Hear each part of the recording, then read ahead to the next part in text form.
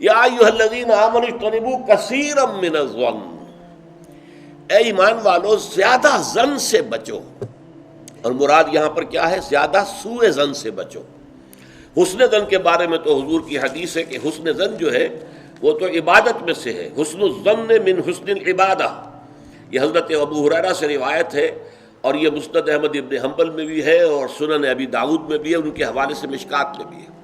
اس اعتبار سے حسن ظن تو مسلمان کا وصف ہے، سب سے حسن ظن رکھو، الا یہ کہ کوئی شخص ثابت کر دے کہ میں حسن ظن کے قابل نہیں ہوں، پھر آئندہ کے لیے محتاط رہیے آپ۔ لیکن کسی سے کوئی معاملہ شروع ہی سے بدظنی پر نہ کیجیے، سوء ظن پر نہ کیجیے۔ مجھ سے کہا تھا ایک صاحب نے جو یہاں اس وقت یہاں کا جو کونسلیٹ ہے، امریکن کونسلیٹ، اس میں پولیٹیکل سیکریٹری تھے، وہ میرے پاس آئے تھے خلافت کے بارے میں معلوم کرنے کے لیے کہ یہ خلافت کا آپ نام لے رہے ہیں، اس سے مراد کیا ہے۔ تو وہیں پھر گفتگو ہوئی کہ کانسٹیٹیوشنز کے اندر جو میکینزم رکھے جاتے ہیں، چیکس اینڈ بیلنسز، تو اس نے کہا ہم تو یہ سمجھتے ہیں، ہم نے اپنا دستور اس بنیاد پر بنایا ہے کہ ہر شخص چور ہے، ہر شخص بے ایمان ہے، اور ہمیں اس کا سد باب کرنا ہے۔ بڑے سے بڑا آدمی ہو، بڑا نیک ہو، ایماندار ہو، اس کے بے ایمان ہونے میں دیر نہیں لگتی۔ لہذا ہم نے تو اپنا دستور بنایا ہے کہ ہر جگہ پر چیکس ہوں، بیلنسز ہوں، اور کہیں بھی اختیار جو ہے اتنا نہ ہو جائے کہ کوئی شخص اگر بگڑ جائے تو اس کے ہاتھوں جو ہے وہ قوم کی اور ملک کی اور پوری ریاست کی مٹی پلید ہو جائے۔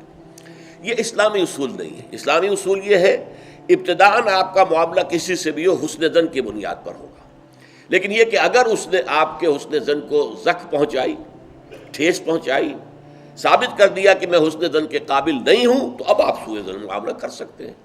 الحزم فی سوء الظن، یہ کہاوت ہے۔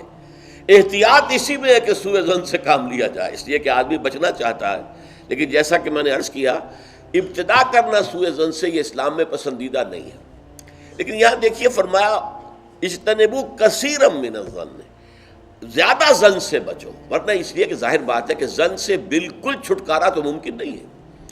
پچھلی نشست میں ایک صاحب نے سوال کیا تھا کہ شک میں اور ظن میں کیا فرق ہے؟ شک یہی ہے کہ ایک انسان کے بارے میں انسان سوچے کہ کہیں یہ کام نہ کر بیٹھے، میں اعتماد تو کر رہا ہوں، کہیں یہ میرے اس اعتماد کو ٹھیس نہ پہنچائے۔ اور سوء ظن جو ہے وہ یہ ہے کہ انسان جو ہے بغیر کسی اسباب کے، بغیر کسی عوامل کے، کوئی سرکمسٹانشل ایویڈنس نہیں ہے اور خواہ کسی کے بارے میں برا ظن قائم کر کے بیٹھ جائے، وہ گویا کہ فیصلہ ہوتا ہے۔ سوء ظن جو ہے وہ فیصلہ ہو جاتا ہے کہ مجھے اس شخص کے ساتھ معاملہ سوء ظن کے ساتھ کرنا ہے، یہ نہیں۔ البتہ شک کا پیدا ہو جانا یہ کوئی بری بات نہیں ہے، انسان ذرا سا احتیاط کا پہلو ملحوظ رکھ لے۔ تو فرمایا یا ایھا الذین آمنوا اجتنبوا کثیرا من الظن ان بعض الظن اثم، یقیناً بہت سے ظن گناہ کے درجے میں آ جاتے ہیں۔ آپ نے ایک شخص کے بارے میں رائے قائم کر لی، یہ برا آدمی ہے، یہ غلط آدمی ہے، یہ تو میرے درپے ہے، میرا دشمن ہی ہے، میری جڑ کاٹتا ہی رہتا ہے، حالانکہ ایسا نہیں ہے۔ نتیجہ کیا ہوگا؟ آپ کا طرز عمل اپنے سوء ظن کی بنیاد پر ہو جائے گا۔ ہر وقت جو ہے آپ کے طرز عمل سے ظاہر ہوگا وہ سارا آپ کے اندر جو بھرا ہوا مواد ہے، اور اس سے ہو سکتا ہے دوسرے شخص کی خامخواہ دل شکنی ہو، اس کے احساسات مجروح ہوں، اور تمہارے حصے میں اللہ کی طرف سے، اللہ کی جانب سے اعمال نامے میں گناہ کا اندراج ہو جائے کہ ایک شخص کے خلاف خامخواہ اس نے سوء ظن کیا، جبکہ اس کے لیے کوئی آثار نہیں تھے، اس کے لیے کوئی بنیاد نہیں تھی۔ تو ان بعض الظن اثم، بعض ظن جو ہے وہ تو گناہ کے درجے کو پہنچ جاتے ہیں۔